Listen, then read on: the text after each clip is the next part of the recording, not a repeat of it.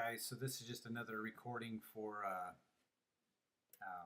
insulation. So I just want to show you some of the pictures that I look for, the way I approach taking pictures inside of the attic for insulation. So obviously here's a location where there's no insulation, so I want to take a picture of that and make a note of it.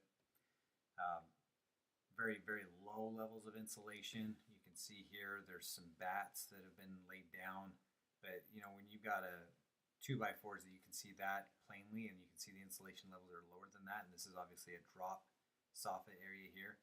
Like, take pictures of that, make some notes of it. There's a can light that's not been fully buried, which that should have a cone around it anyway, but that tells you that's got no more than 6 inches of insulation, because those can lights aren't that tall. A lot of times insulation companies will come in and they'll put up their little tags, and sometimes they're not even accurate. They'll cheat the system and they'll make it look like there's more in there than there isn't. So sometimes I'll take a picture of my insulation, my tape, up next to theirs. They're pretty close, but they're about a half inch off of what they're actually claiming the depth to be. But anyway, it's a good picture. And that's a higher level of insulation in that particular attic, and so I took a picture to show that as the high spot. Bats, bats come at different lengths, so you want to take a picture of how tall the bats are, but you can see here, obviously that's an under-insulated attic space. Again, it's bats that have been laid over the top of some really old cellulose. Terrible, dirty. You can see how nasty it is up there, but even worse than being just nasty and dirty, it's not effective insulation. There's no real R value there. Sometimes you'll get in attics and you'll just find mess. Like, this is just a mess. Like, in order for us to be able to go in there and actually do work, this has to be cleared out. Like, we can't add insulation over the top of all this garbage. So that's something that needs to be put in the notes so that the sales rep can address it with the homeowner. Make sure this picture goes in under either the insulation pictures or under additional photos, but it's got to have a note attached to it so that they know, okay, look, something's got to happen here for us to be able to bring your R value up, because this just doesn't work, right? You'd be surprised how many times I've ran into stuff like that. So just more pictures, your tape measure is your friend up there. Get some good measurements. This is insulation, bats that were installed upside down. Paper needs to touch the sheetrock. It's also obviously not properly aligned here, so there's some issues there. Here's an attic where you can see the floor joists all the way across, so the insulation levels are low. So I get a picture, kind of a zoomed out picture, to show, look, your whole attic is really in rough shape, instead of just showing one or two little pictures that they can't get the perspective of it. This is a knee wall, and this is not strapped. There should be straps running across here to hold that into place. And so I take pictures of that so that I can identify, put it in my notes that, hey, look, we need to strap this knee wall. This is what happens when you don't. This is that exact same attic. This is a knee wall. You see how it's fallen away? That's sheetrock. That's the knee wall. This should be up tight against that. It should be strapped into place, but it obviously isn't. There's a spot where there's no insulation. This is up on a slope. So a lot of times when you get in attics where they have a pitch, where there's a slope, get up towards the peak, and you'll find that a lot of times that insulation doesn't exist up there, or it's really fallen down. It's very minimal up at the tip of the peak of the attic there.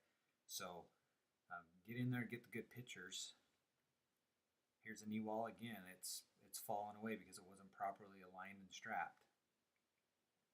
This is an attic hatch. So I'm inside of the attic. You can see here, down here is where the inside of the house is. There's the attic hatch. I like to take a picture of this because that's roughly 2 feet by 3 feet. So approximately 6 square feet of no insulation in their attic. That is not good. So I take a picture of that so I can identify to the homeowner that that's a problem. Again, another knee wall where the bats haven't been properly aligned. You see how it's discolored, so there's airflow through here. See how there's a wire that's running someplace, and there's going to be a top plate where there's a hole drilled? Well, there it is, guys. Discolored insulation means airflow. Again, improper alignment, and it's backwards. Paper touches the sheetrock, so no insulation. Okay. There's another attic hatch. So I went in through the garage. Made my way over, found that there was another attic access from a bedroom closet, and obviously it's not been properly insulated. So there's a lot of heat that's penetrating down into the home there. There's again, 6 square feet of no R value. That drops the whole R value of the entire attic. Um, Another knee wall, you can see the wire has caused this to pull away from where it's supposed to be. You see there's insulation that's been blown behind it. Okay, these are good pictures because that needs to be addressed. There it is again. It's another knee wall. You got cellulose here, you've got a bat here, you've got the wires that are running down, and then this is a knee wall. This is heat straight in. The other side of this is the house. Okay, another spot where the knee wall is just not being covered. Again, this is a corner, so here's the knee wall going this way, and then a knee wall that's going back this way, but you can see how it's pulled away and it's not touching where it needs to, and so that's an issue. Look, the bats fall away from these all the time, guys, and you've just got nothing here. And then right below here you've got where the duct is going into the home.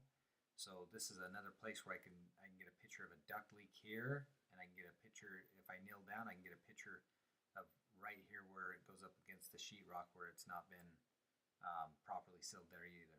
So a couple different pictures that I can get while I'm right here close. This is a picture of an attic where there was plenty of insulation overall, but it had dips and valleys. You see how high it is here, and then how low it is here, and how low it is down here.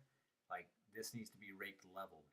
Okay, I think in this attic, if I remember correctly, I recommended raking it level and then adding another 5 or 6 inches, I believe, because there was high spots in a couple places and then really low spots in others, and so it's peaks and valleys, and that's bad when it comes to insulation as far as an R value goes. Same attic, see how there's no insulation here. Upside down bats, that's terrible. You can see how poorly they're aligned. They're just laid out across the floor. That's terrible. 6 inches of insulation. No insulation, and this is a place where I can indicate attic leak or duct leak, either one on this one, because this is a register, but air will escape out of here. This is not sealed. 3 inches of insulation. I like to get good pictures with my tape measure up close, flash on all the time. There's another attic hatch that hasn't been properly sealed. Here's another soffit space that has no insulation. There's an attic where they've got this nice level blanket at about 11 inches of insulation. So great, take a couple of good pictures of that and put it in as positive recommendations. There you go, 11 inches. Oh, here's an attic where it's back down to 5 inches. None. Like, it's really so thin right through here.